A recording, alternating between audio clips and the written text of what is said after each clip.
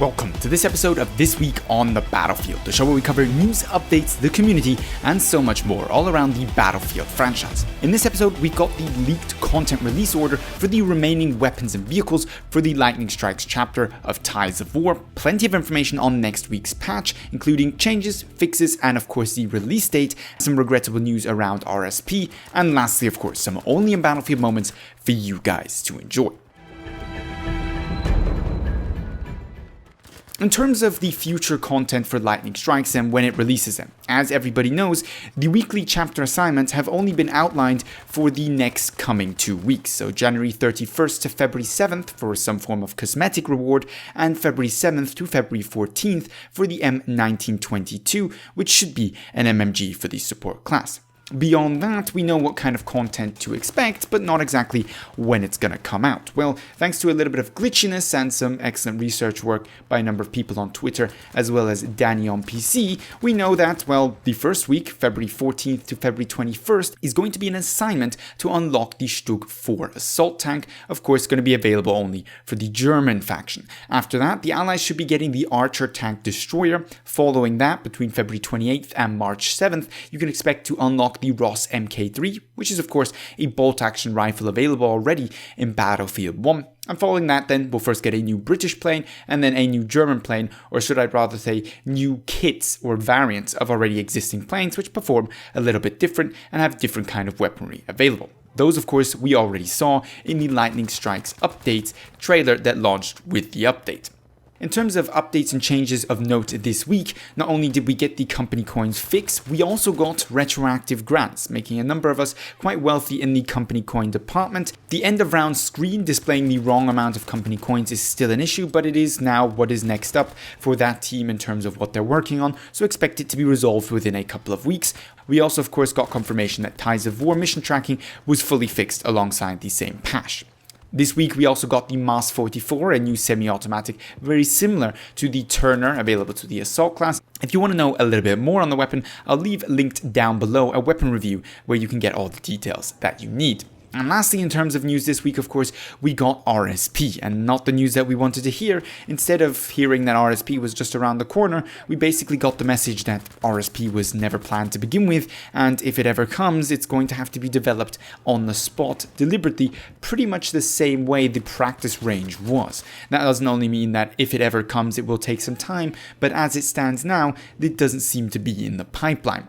DICE has said they will let us know when they make their decision, be it positive or negative. I'll leave linked down below in the description the full statement by DICE on the matter if you want a couple of more details. In big news for next week, we've got the second of the January patches. We know that it's now going to be released on Tuesday, January the 29th, and the full patch notes will be available on the 28th, Monday of course. In terms of the major changes to expected, amongst them are further vaulting and ledge grabbing improvements. We've got a little bit of evidence provided by DICE as to how exactly that is supposedly going to work. The improved bipod behavior is finally going to make it into the game. Some changes and improvements to prone behavior should also be going live. That means that you can no longer go prone in places where, well, there isn't enough room for your character to go prone, to avoid him then just standing up because there's no room. There is, as of now, yet no communication by the game telling you that you can't go prone here because there's not enough room, but DICE will work on to introduce that in a coming patch.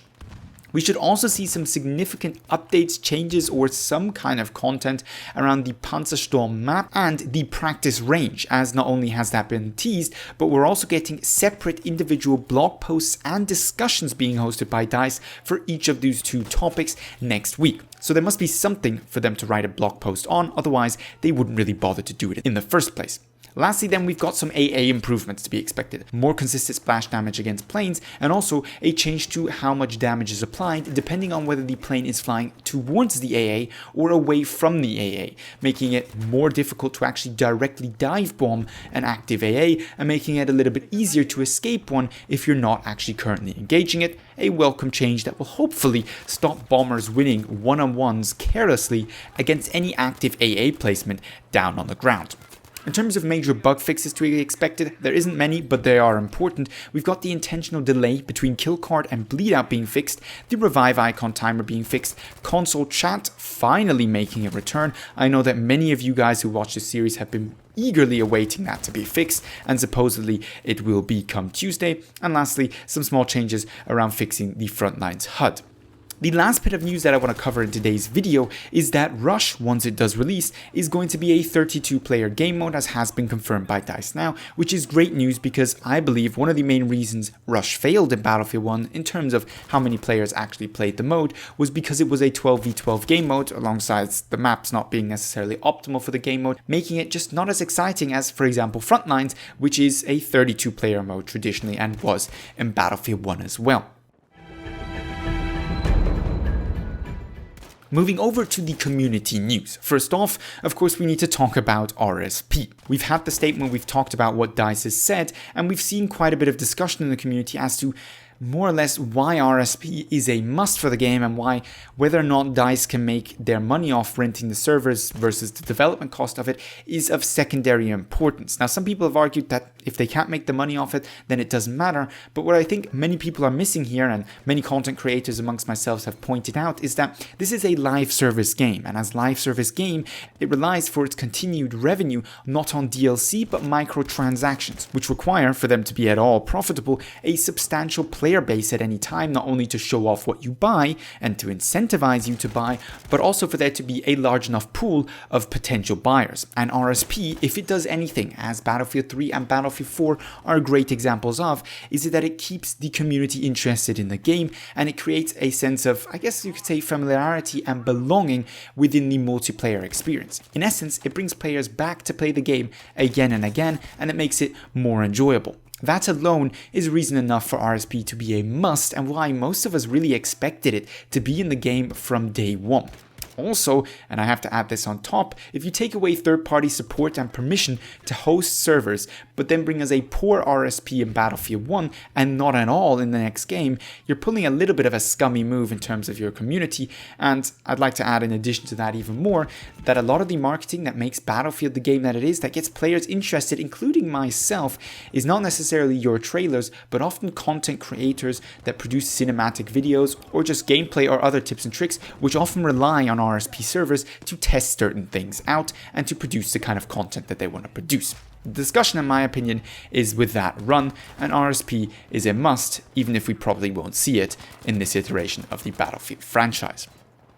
The second item on my community list that I did want to cover is a video by JackFrags where he shows how ridiculously poor visibility really is in Battlefield 5.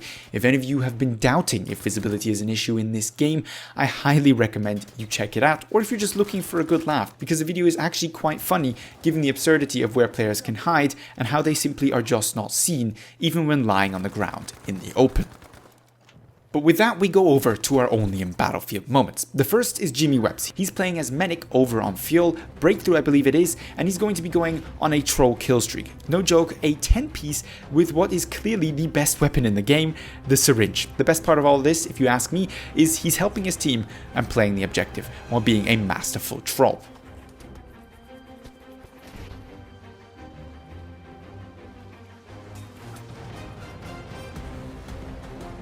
The second only in Battlefield moment today is posted on the Reddit by Brave Mossy. He shows how the community can get together around fighting blatant hacking, in this case Armor Series, one shot hitting everybody across the map with impunity. He gets assaulted by his own team, trapped, in order for the enemy team to be able to kill him with a humiliating but satisfying roadkill. Absolutely love this, made me smile.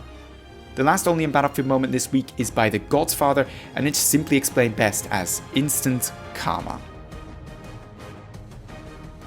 Coming to the end though of this week's episode then, if you enjoyed the show, find it interesting or entertaining, don't forget to give it a thumbs up, share it, and of course hit me up with your feedback, suggestions and opinions down below in the comments or on Twitter. With that being said, however, I'd like to thank you very much for watching and hope to see you in the next episode of This Week on the Battlefield.